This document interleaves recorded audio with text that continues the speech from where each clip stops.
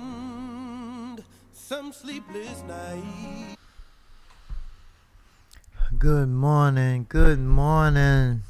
This is People Power with Priscilla. I am back in the studio, live and in color. And it is so good to be back in the studio this morning. I have a guest who will be appearing very shortly.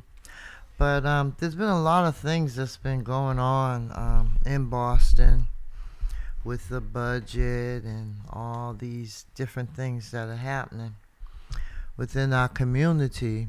Um, and I just want to thank God, Allah, for allowing me to be here today.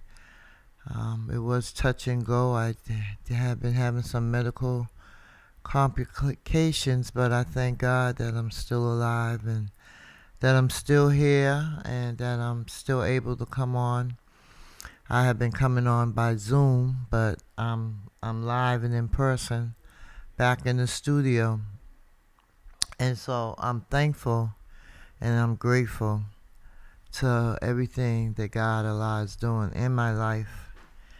And I see that my special guest has arrived. And I'm so happy that he made it. This traffic is crazy, of course. And we're going to get started with our interview. Good morning, Minister Randy. Good morning, Sister How are Priscilla. you? I'm Assalamu doing alaikum. well. Wa alaikum salam. How are you? I'm great. Blessed and highly favored. That's right. Yes. How you doing? I'm doing well. Yes. I'm doing well by the grace of Allah. Excited. We have a lot going on. Yes, There's a lot I know. going on in the world, and there's a lot going on in the nation. Yes, there's a lot going on in Boston. There's a lot going on in Boston. That's right. Yeah. I'm gonna see if I can. They don't need to see me. I'm gonna see if I can. Can you see yourself? Yes. Okay, so they don't need to see me. They see you all the time. Well, no, this is my first I time. see you on that other. Yes. Camera. This is my Facebook Live. Facebook Live, Yeah, okay. yeah. Yeah, I haven't been in the studio in a minute because I've been sick. Seemed like all year, January, February, March, I was in the hospital. But all praise is due to Allah. Yes. I'm back, and I'm blessed to be here. So we're gonna get right into it. We got a lot going on. First of all, we want to say a happy birthday to our minister. Yes. Yes, March 11th. He turned 93. Honorable Minister Louis Farrakhan, 93 years young. Yes. We want to thank Almighty God Allah for the life, the legacy of the Honorable Minister Louis Farrakhan, the longest standing, longest serving leader that we've had. He's still standing, he's still teaching, he's still guiding us. Yes. So we thank Allah for him. We pray Allah continue to bless the Honorable Minister Louis Farrakhan with life and health and abundance. We're just so grateful for him and everything that he has done and that he continues to do. Without him, we wouldn't be here. I would not be here myself if it were not for the Honorable Minister Louis Farrakhan. All praises due to Allah. So so his birthday was Monday. Mm-hmm. And so we have something going on this weekend in Boston. We have a couple things going on, right? We have about 100 to 150 FOI coming into Boston. Yes. Tell us a little bit about that.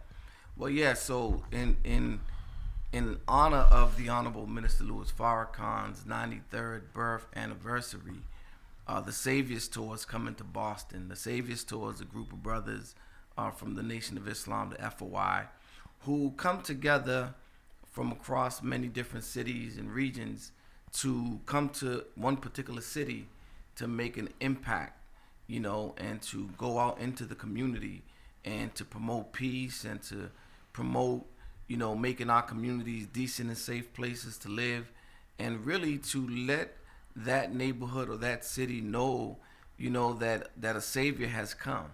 Mm-hmm. Right, and we're here by His grace and mercy. We are examples. We are the proof and the evidence that a Savior has arrived, that a Savior has come to black people in America to get us out of the trenches, to get us out of, the lifestyles that we were in. Many of us who might have been stuck in gang banging, drug dealing, street culture, locked in ignorance, dealing Prison. with prison, dealing with addiction and alcoholism, or whatever the situation may have been. Not having any real guidance on how to be a man, guidance on how to be a father, and let's just be real. We as black people in America being robbed of our names, language, culture, God, religion, history, after dealing with 400 years of oppression, and being stripped of all of that. There are certain essentials that we do not have, and we see that in the drama and the trauma that plays out in our communities night and day. But what we want to say to our community is that it doesn't have to be that way. That a Savior has come for us and given us a life-giving, life-saving teachings that can get us from the condition that we are, clean us up, and help us to be better men, to be godly men, to be, brothers that love each other, that come together in unity and working for the betterment of our community. And so when you look at the FOI, we're looking at men who have been reformed, who have been fished out of the sea of sin, who have been cleaned up by the grace of God, and in the process of being cleaned up. But we want to go back into the trenches among our people to let them know that where you are, we were, and where we are, you can be. And so we want to let them know and let them see the saviors that's going to be coming, because again, the Bible says, I will send saviors after them. And so we come in. So the Savior's Tour is that time where the brothers come together and they want to make an impact in that particular city. And so we're blessed that we are now the recipients of the Savior's Tour. So there will be brothers coming to Boston from Baltimore, from Brooklyn, from Harlem, from New Jersey, Plainsfield, coming from Hartford and Bridgeport and Springfield and Albany, New York, from all over the nation. That brothers are going to be coming to Boston just to fellowship with us, with the brothers that are here in Boston, but really to make an impact in our communities. Right. Because we know that was Minister Farrakhan's mandate, that we make our community a safe and decent place to live. Absolutely. And so along with that, there's also the relaunch of the 10,000 Fearless Absolutely. Peacemakers. So tell us a little bit about that. Yeah, so the Savior's Tour, we're gonna march through the various neighborhoods, try to cover as much ground as possible. Starting in Grove Hall, going up Elm Hill, going down all the way down to up Cheney, up to Elm Hill, and then we want to go down to H Block and fellowship with our brothers over there on Humble. And we want to go down to the academies, and we want to hit both sides of the academies and spend some time with our brothers and sisters there. We want to go down to Jamaica Plain, Mission Hill, Lenox. We want to go to Orchard Park, and we want to try to cover as much grounds as possible to the various neighborhoods, and invite our brothers to come out. We want to culminate the Savior's Tour back in Grove Hall, where we will be having a peace rally. And so the peace rally is going to be at 4:00 from 4 to 6, where we will gather again up in Grove Hall, right next to Muhammad Mosque number 11, in front of Torchlight, where we'll have a program where we'll have several speakers, several artists, entertainers, rappers, poets that will be performing.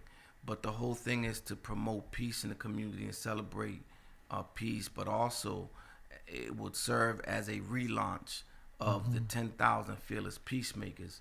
So we want to recruit brothers who want to be a part of the 10,000 Fearless Peacemakers, which is a group of brothers. It's non-denominational, even though I'm a minister from the Nation of Islam, but we invite our brothers and sisters from the Christian community, from all communities, to come together, not under the banner of the Nation of Islam per se, but under the banner of the 10,000 Fearless Peacemakers, which, by the way, is an outgrowth of the Million Man March. And that's important for me to say it, because people need to know that the Million Man March was the most inclusive movement that we had. It wasn't just about the Nation of Islam, Right. but it was the Nation of Islam with the Christian community, with, you know, the 5%ers, with the Hebrew Israelites, with our elected officials, with our celebrities, our rappers, our actors. Really, the Million Man March was a who's who of Black America. And so any initiative that comes out of that movement is also an inclusive movement. So the 10,000 Fearless, at the 20th anniversary of the Million Man March, the Honorable Minister Louis Farrakhan called for us to have 10,000 fearless peacemakers that can go into our communities and promote peace, to stand between the gangs and the guns and bring peace to our community. And so as we see, Sister Priscilla, you know, just this past week, there's been an uptick in violence. There was a murder that happened. There's been several shootings and stabbings and incidents, and we know that every year as the weather gets nicer and people get back outside, that we see an uptick in the violence. And so we want to be proactive in going out into these streets and really interfering. You know, one of the things that Minister Don, my mentor minister, used to say to us all the time, he said that whenever there was a homicide that would take place in the Black community, he would come before the FOI. He would charge us with murder, you know, and he would say, because had we worked a little bit harder, we might have gotten to the shooter before he pulled the trigger. We might have gotten to that brother and got him out of that lifestyle before it led there. And so, you know, when we look at the work of the 10,000 Fearless Peacemakers, it is a preventative work, and we're calling on our brothers in our community not to wait until there's some sensationalized homicide, which usually, you know, be proactive. Yeah, usually, you know, there's you know, there's shootings and there's violence that happens, you know, pretty much all the time. But sometimes when there's a situation where, you know, an innocent child get murdered, or elderly woman get murdered, or something like that, which is just outrageous and infuriates the community, and then people want to come out and say, "Oh, we got to do something." Reactive. Yeah, we're reacting to stuff, you know. And so the 10,000 Fearless Peacemakers, we don't want to be reactionary. Right. We want to be proactive and get out there, and just be in the community promoting peace and being present for peace. One of the main things of the 10,000 Fearless Peacemakers, we train in conflict mediation, right? And so that's what we offer to our community. If there's a conflict that's brewing, you know, reach out to us, because we represent a neutral third party. We can sit down and we can figure it out. You know, conflicts, disagreements are a natural part of life, right? We oftentimes disagree with ourselves, right? Get up in the morning and say, you might have said, I want to wear this beautiful yellow outfit. No, I don't want to wear the yellow. I want to wear the orange today. You know, I might have been in conflict about which bow tie, you know, but disagreement is natural. If you've ever been in a relationship, marriages, we know that husband and wives, this conflict is natural. But, you know, one of the things that our Supreme Captain, the son of the Honorable Minister Louis Farrakhan, Brother Mustafa, says, he says, when the love is thick, the complaints are thin. But when the love is thin, the complaints are big. Right? So in a marriage, we have conflicts, but, you know, we love each other. So, you know, we able to work it out. It's not that serious. Right. You know what I'm saying? So conflict is a natural part of life. What we want to show our people is, how do we handle conflict? Right. Every conflict doesn't have to be resolved in violence. Right. With someone being shot, stabbed, murdered, and someone going to jail. Right. So we are that party that can bring people to the table and try to come to a peaceful resolution of a conflict.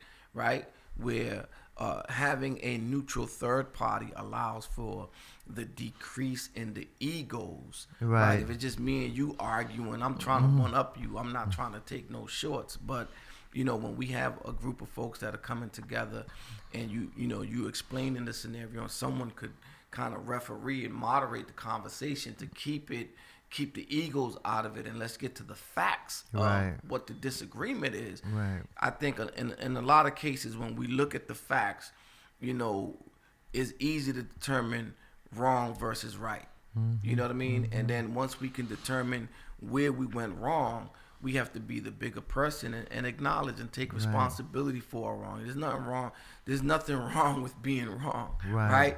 If you acknowledge that you're wrong, you can learn from that mistake and move on. But to dig your heels in when you know you're wrong and this thing is escalating and it could result in violence where you could end up getting hurt or, you know, hurt somebody else, where you end up in jail. Like I've been looking at this situation with the sentencing of the young men that murdered the rapper Fulio, I think in Florida, you know, and these young brothers are facing a life sentence, right, over in you know, gang beef or disagreement.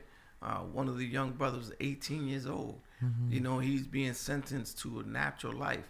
Or I don't know if the decision came down yet or not, but they're looking at the death penalty. But one of the prosecutors in the case, as they was talking about it, was making the case against the death penalty because he was saying this is a young man that, you know, he can provide labor for us. You know, we can get work out of him. You know, he's good for sweat equity, right? And I want our young people to pay attention to that because, you know, because of the drama in our community and the fratricide where we're engaged in killing each other and set tripping on each other.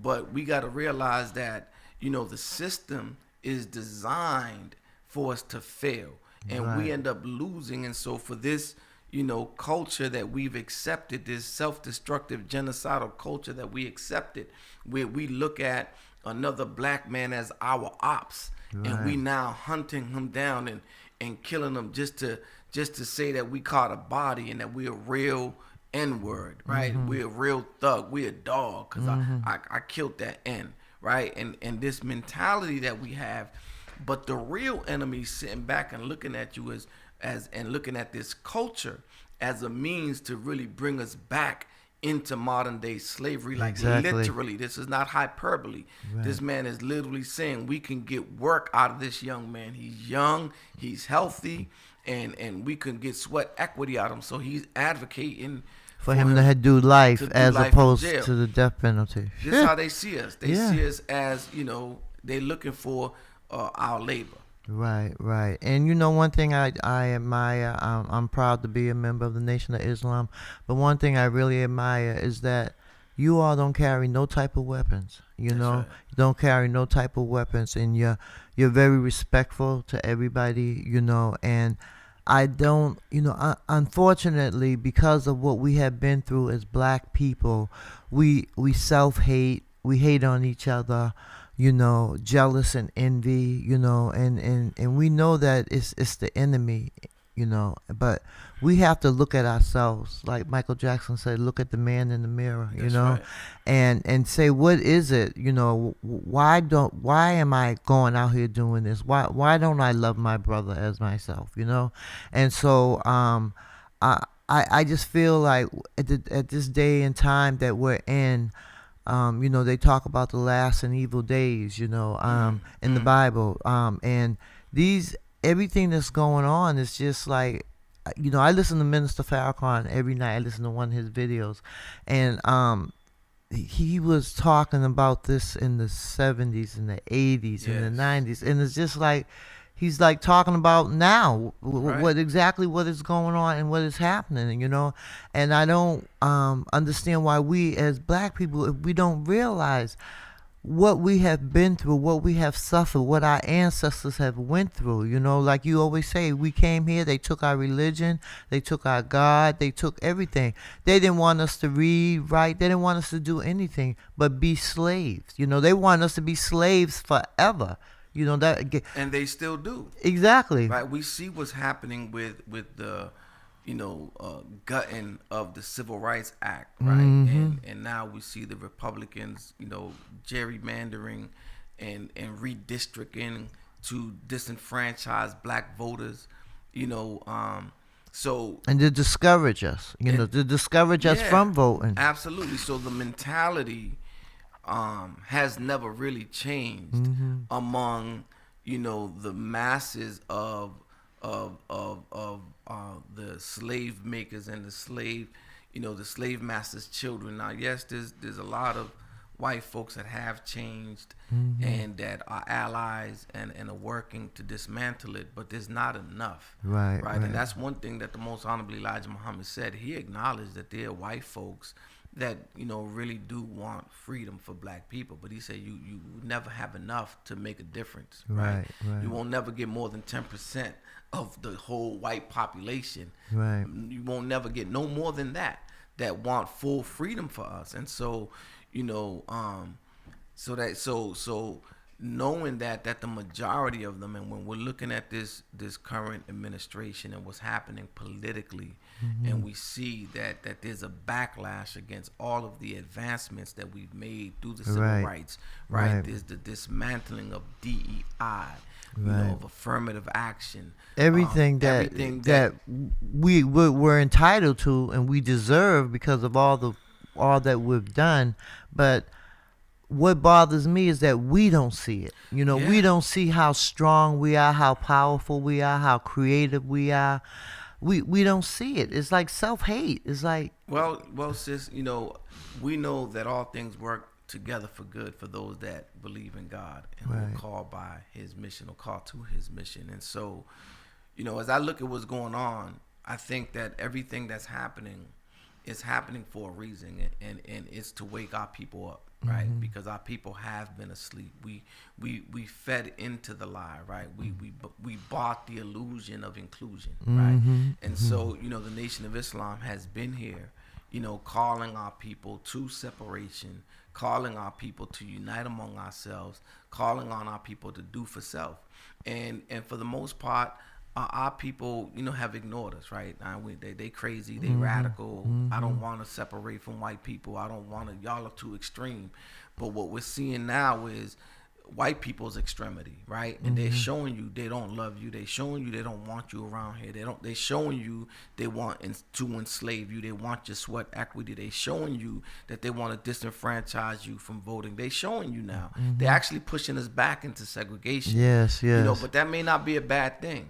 Right, because under segregation is a lot of people talk about Black Wall Street. Black Wall Street happened under segregation. Right, and there was a lot of Black Wall Streets. It wasn't just one Black Wall Street. Exactly. There was a lot of Black Wall Streets in different cities that people don't even know about. Don't even understand. Just like Blue Hill Ave. Absolutely. Blue Hill Ave was a Black Wall Street. All the nation had a lot of businesses and things, and they just seemed like they just disappeared. Yeah, it's so simple, right? And, when you think about it, because under segregation, we were forced to spend money with ourselves. Right. They didn't want us in their hotels, so we had to build black hotels. Yeah. They didn't want us in their restaurants, so we had to build black restaurants. Hell, they didn't want us in the Major League Baseball. Right. So we had the Negro Leagues, right? Yeah. So we had to create everything for ourselves. That's right. And so, but what people don't realize is that we were thriving under that reality, right?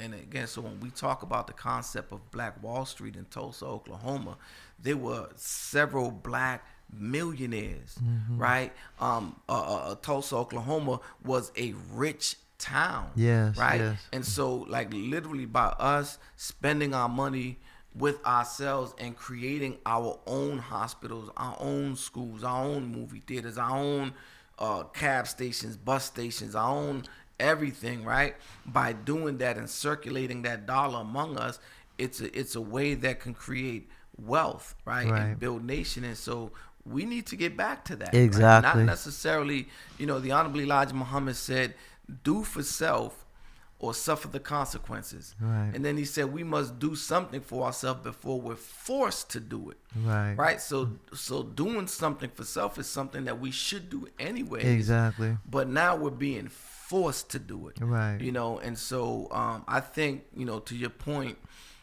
all that we're not seeing it. I think that what's happening now is for us to wake up and see it.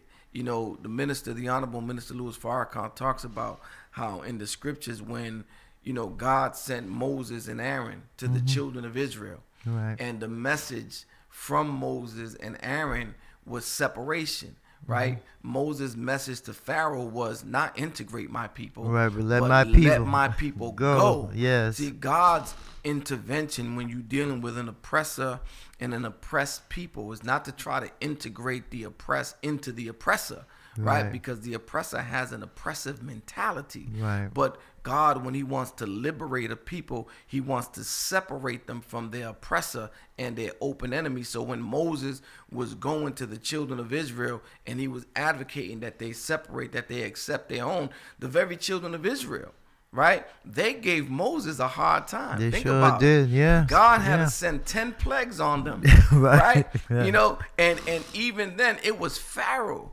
who got sick and tired of the plagues and Right. told Moses, you know what, get your people and go. Yeah. But what happened?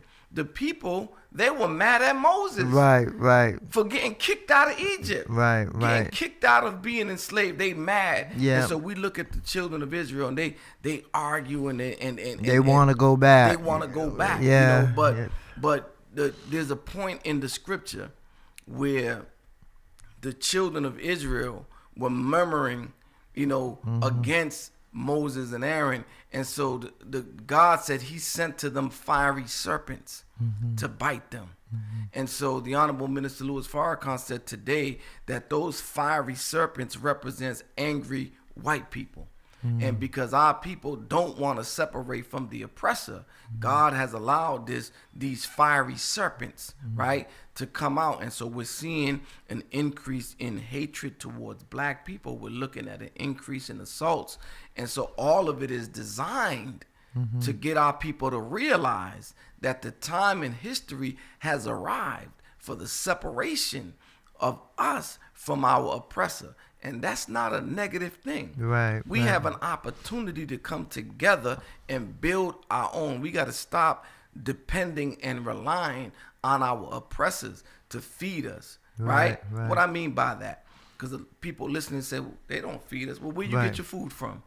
Oh, I went to Stop and Shop. Well, yeah, who owns that? Yeah. And who owns the farms that's producing the food that you rely on every day? That's right. We rely on our very oppressor to feed us, to clothe us, to provide shelter for us, to educate us, to provide security and safety for us, to nurse us, right? For food, clothing, shelter, healthcare. We rely on them for everything. Why? Because we're not producing these things for ourselves, even though we have so many professionals. We have black doctors. Yeah. We have black nurses. Lawyers. Right? We have black lawyers. We have black everything. Right. But these are black folks working in white companies with a white agenda that you may not really realize. So there's a lot of people in medicine, for example, who are black doctors, but you got to go by what they tell you. Right. When they tell you to push this vaccine, you can't go against them.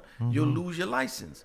When they tell you to make sure that you push this medication, and most of the things that they push on our people from the medical perspective, I'm just using this as one example.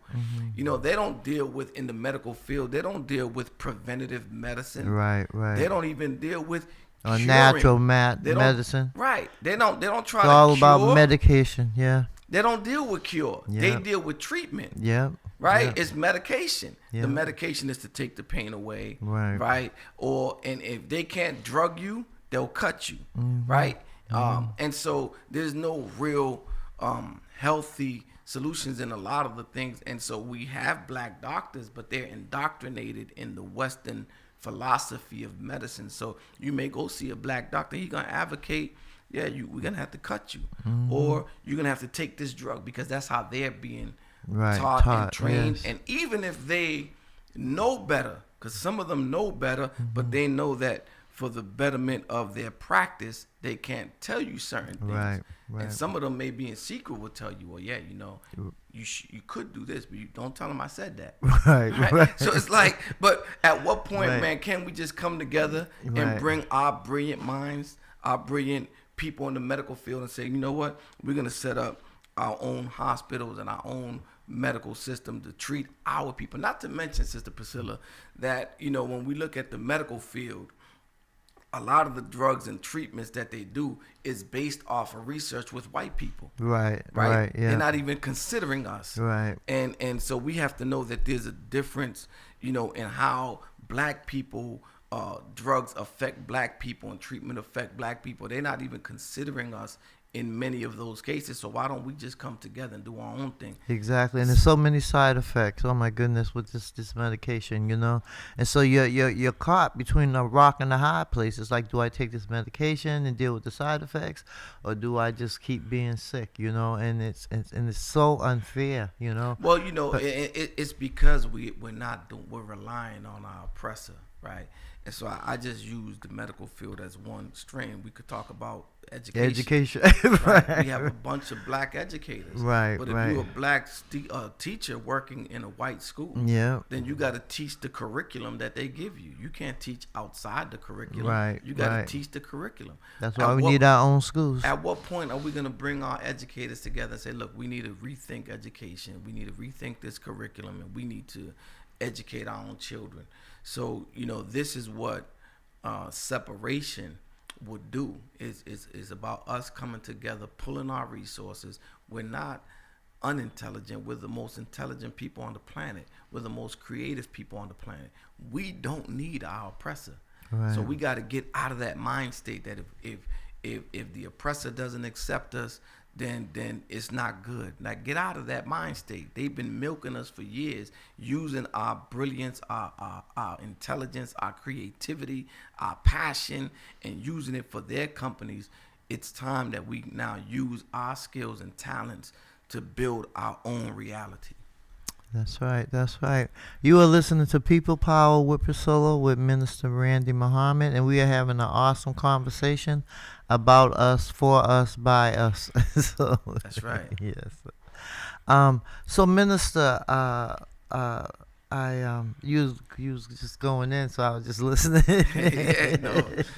But Yes, tell us what are some of the things that we as black people can do for ourselves to help us come out of this? Because I remember the civil rights movement when Martin Luther King, God rest his soul, that he wanted us to what's the word you use? Integrate, right, with our people. We wanted to go to their lunch counters and their hotels and stuff. And when we started doing then that's when we forgot about our own, Right. And so it's like, what can we do to change our mindset? Because we're the ones that have to change our mindset, because they're not going to change. We already know that they're not going to change. Plus, their time's almost up anyway. But right.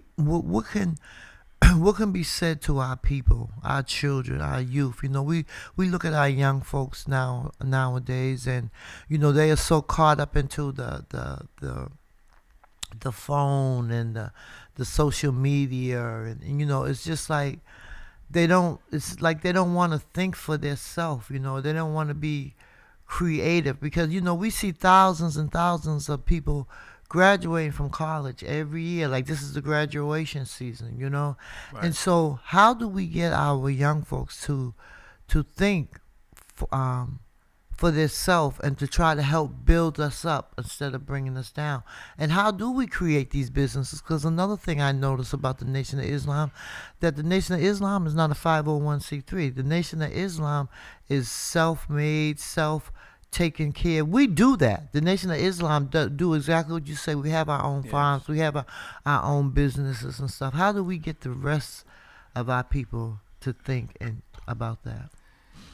As I reflect on that question, one of the things that comes to mind is what my minister and mentor here in Boston, Minister Don, used to always tell us. He would say, stay the course. You know what I'm saying? And I think that we have to, those of us who know, have to stay the course, right? Because our people are becoming more and more disillusioned with the status quo, right? When we look at the political landscape, there's so many that are dissatisfied with the Democratic Party, which black people have historically been, a part of and supportive of.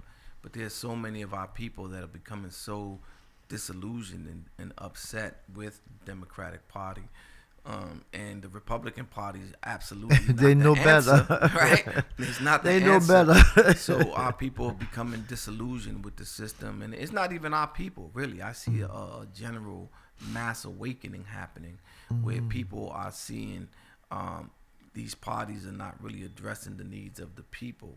And so I think that the Honorable Elijah Muhammad, God, through the Honorable Elijah Muhammad, has placed us in the Nation of Islam, in a vanguard position.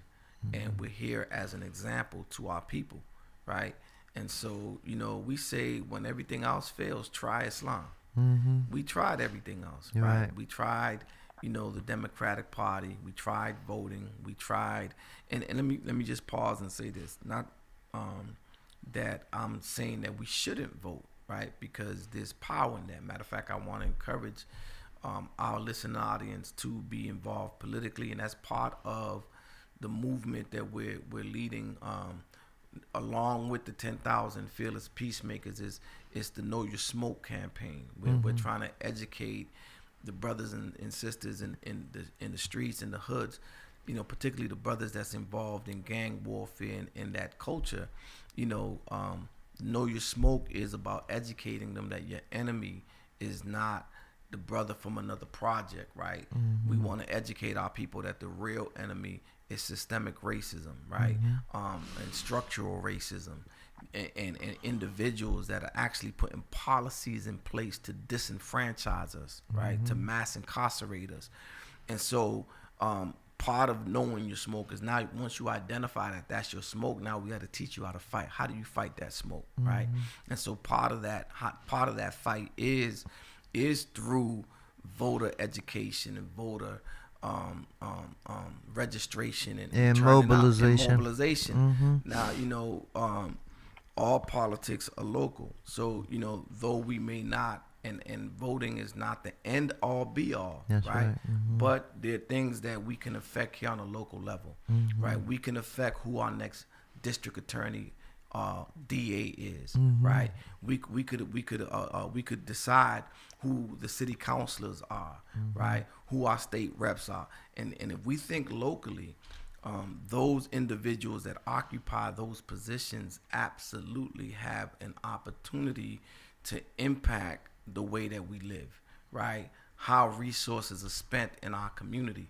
Even the law, I look at, when we started this Know Your Smoke campaign, it was around 2021. And, I went behind the walls and I was talking to the brothers in the prison, because I was told at a meeting that a lot of the violence in the community was being promoted, right, or being dictated to by the brothers behind the wall. So I went into the prison with a determined mind to speak to those brothers and to really change that narrative. And so from that, we started the Know Your Smoke campaign. Allah Fuquan, who was out, just recently got out, was wrongfully convicted. He actually gave me the name Know Your Smoke, but it was part of what he was doing in the African Heritage Club in Norfolk, where he was educating young brothers in prison about the legislative process and civic engagement, and really looking at the laws, looking at their cases, and getting them out of this gang mentality, but redirecting that energy towards fighting your case, right, and these unjust laws, right? So part of that, he gave me that and talked about the movement that we were dealing with, to go out here and change the narrative where we're promoting self-destruction. He said you should call the movement Know Your Smoke. And so again, it's about educating our people. But when we started that movement in prison, some of the brothers were in prison, and I remember this one particular brother, right, and he pushed back on me and was like, he said, why should we care about what's happening out there? What that got to do with us? I'm in prison. This brother was sitting in prison, sitting there with a natural life bid, right? And he was like, why should I care about any of that? And I had to show him the connection, the interconnectedness of the whole thing, right? Because I said, if we are able to get our young brothers in the streets to stop killing each other, gang members, and if we get them civically engaged, then we can actually come into some power. So we came up with a 7-point program that dealt with, one, changing the culture, entering into conflict mediation, understanding the power of unity, working together so that we can make money together, economic empowerment, not in the underground economy of selling drugs, crack, cocaine, heroin, but really utilizing our skills to build businesses in our community. Once we came up to economic power, then we would come into political power. And once we come into, because that's one of the things about our people, we have politics without economics. The Honorable Minister Louis Farrakhan says politics without economics is symbol without substance, because those that have the money will always control the politicians. That's right. And so, but there's a role that the politicians have to play, but we have to be able to have our own politicians that's going to back our political agenda. You can scream and demand all what we want against our politicians, but if they're being funded by people outside of our community, then they're always going to do the bidding of those that's funding them. So we have to come into economic power, and then we come into political power. But once we come into political power, then we can change some of these unjust laws. That's right. And then once we change the unjust laws, and this is me talking to the brothers in prison, I said once we change the unjust laws, then we can bring the homies home, meaning we know that our people have been mass incarcerated. Right. So there's so many of our brothers that's in jail that, one, were wrongfully convicted, two, who were over sentenced. Right. And so we can start to change these laws, and we can start bringing some of the brothers home. Now, Sister Priscilla, since I said that in 2021, so some of the laws have changed. So there was three particular laws that I had mentioned to those brothers that I said is relevant to you. One is raising the age of the juvenile. Right.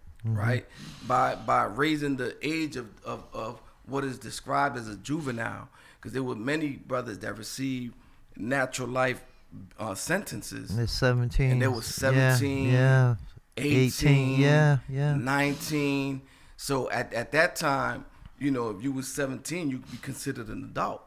But since then, the law has changed. And so now I think it's up to 20. 21. Yeah. And so now you have brothers that were in that group. That very brother that asked that question is now eligible for parole. Okay. Because the law changed. Right. So there's a correlation between civic engagement. We live in a society where it's supposed to be a democratic society, right? But the point is that we get to elect our leaders, we get to write our laws, right? The people are supposed to lead, but if the people are uneducated, then they won't be able to do that. But so one of the laws was raising the juvenile, which we see that has happened. One of the other laws that we could look at that can help dismantle the system of mass incarceration is the joint venture. Right, there are many black men that are sitting in jail serving natural life bids for a murder that they didn't commit. But they were with the person? Just because they were with the person that committed the murder. Right. And I've seen cases where, there's disparities in how that the laws are applied. So generally, there was a case where there was a group of white boys in South Boston at a party. They were drunk, they beat this dude up, and they killed him. It was the group of them. I seen that case, and the main person I think got like a manslaughter, or second degree. The other ones got manslaughters and lesser crimes. None of them got a natural life bid. But then when we look at the situation like what happened at Tasty Chicken, right, where same thing, group of brothers drunk got into a fight, they killed the brother. May Allah be pleased with him and his family. My prayers are with his family. But all of the 5 brothers that were involved in that, they all got natural life bids. And it was one person that stabbed the guy, right? So that's the joint venture. Under the joint venture, if you're with someone under a crime, and it could be something as, there's a group of us, we go to the store, and one of the brothers decides to rob the store. I may or may not have known. I might have been in the car waiting for them to go in the store and grab something and come out. They come running out. Yeah, we robbed the store. And they shot someone and the man dies and we fled. Right? When they get arrested, the person who was driving the car, who might have not even known that they was going to rob the store, didn't rob the store, but they all getting a natural life bid. So that's the joint venture law. And so you know, by changing that law, that gives a lot of individuals an opportunity to get out again. And then the third one is eliminating life without the possibility of parole. There's several states in this country that don't have that, right?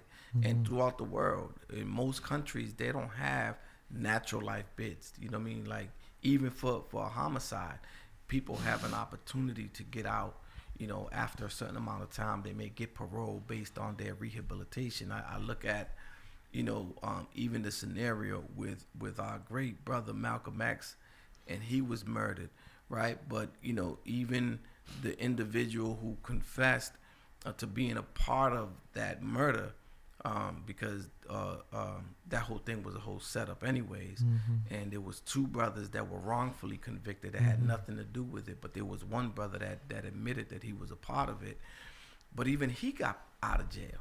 You know what I'm saying? So it's like, man, you can kill a respected leader like brother Malcolm X and see parole after 15 years, because in New York they didn't have life without the possibility of parole, and in most states they don't have that, but here we have that. So we feel that, again, that's something that could be changed, which would open the door for folks to come on. Doesn't mean that you're automatically going to come home. It means that at least you get a chance to see parole. Right. You know, and on that note, you know, brothers that come home who are doing a second degree life bid, they still doing a life bid. They just get to do it on the outside. Right. They got to check in with a parole officer, and if they violate, you know, they go right back in. So I'm saying that to say that since 2021, when we started the Know Your Smoke campaign, we've seen that laws have begun to change. So what that means is that, yes, we do. There is power in us being civically engaged, particularly on a local level. We can change some of these laws that ill affect us, and so that's part of what we have to do. But now, getting back to your original question, like, you know, and looking at the model of the Nation of Islam, right? We've tried everything else, and even with the Civil Rights Bill, you know, that was huge, and we scored some political points, but they could always take it back. Yes, right. Yes. And even when we're talking about the juvenile and everything I just said, which is good, but they could change it back. Right. Because, you know, again, at the end of the day, you know, it's really about, and they're looking at how to disenfranchise and rob us of our vote. Through gerrymandering and other tactics that they're doing. So some of these laws, like people would have probably never thought they would have got overturned Roe versus Wade. People would never thought they would have overturned the voting rights bill. But all these things that we vote, it's about the people. And if they can change the laws, and then we know they cheat as well, right? So they can change these laws, and so we have to focus on something that's more sustainable, which is doing something for ourselves. That's right. Well, Minister Randy, you know what? We only got 4 more minutes. Time goes by fast when you're having fun, right? Absolutely. And I really want to thank you for coming in and just giving us this knowledge. And I also want people to know that you were a chaplain in the prison, correct, for like 20-something years? Yes. And so, you know, you've been on the inside, but not on the inside, you know. But I mean, you've been able to influence, and I noticed that a lot of brothers that come out of prison come into the nation because there are people in the nation that have been taught, you know, how to do for self, and the fact that who we are. And so I really appreciate you. I love you. I love coming to the mosque every Sunday, listening to you. You know, and we as a people, you know, we gotta wake up. We gotta wake up. You know, because we are literally dying in the streets, you know, and it doesn't have to be this way. It doesn't have to be this way. You all know what I always say. We the people, and we have the power. That's right. And so we're going to have Minister Randy come back at another time. I know Brother Jeff was on here with Wes the other day. You know, yes. Wes is one of my young folks. Yes, so yes. I'm proud of him, seeing that he's, you know, coming back into the nation and everything, you know. So, For you all that don't know, I'm the founder and organizer, executive director for the Marcus Anthony Hall Educational Institute, where I teach exactly that: civic engagement, voter registration, education, mobilization, leadership, advocacy, because we are the people and we do have the power and we just have to utilize it. Don't be afraid. What we afraid of? We don't have nothing to be afraid of. We got our Lord God on our side. So, God does not give us a spirit of fear. He gives us love, power, and a sound mind. And so I just want to thank you, Minister. Yes. Thank you, Brother Jeff, because Brother Jeff, is that one of Brother Jeff's bow ties? Of course. The bow tie connection. Yes. That's it. We gotta represent our own. That's right. Sister That's right. Priscilla, before we go, just one more time, I want to encourage everyone that is watching this or listening to this. Make sure that you come out this Saturday up in Grove Hall between 4 and 6. Come out and support the peace rally. And if you're in the neighborhoods, know that the FOI, we're gonna be coming through. We want to see you. We want to fellowship with you. We want to show you love. So look forward to seeing the FOI in your city, and let's show up at 4:00 for the peace rally. Thank you. How much time we got? 1 minute. Okay, so this is Priscilla. I'm out. Prayerfully, I'll be back next week in studio. I'm feeling a little bit better after being down for about 4 or 5 months, but I've been going down to City Hall a couple weeks. Me and some of the sisters have went down there, and we want you all, you elected officials, to know that we're watching y'all. We're watching you all, and we're working with the Black Agenda Coalition. Mac Hudson, do a shout out to him, Right. and things are changing, and we have to be the change makers. So with that being said, I ask everybody to have a good day. God bless, and remember, we are the people, and we have the power. Blessings. Yes. Peace. Time surely flies. Yeah. We're having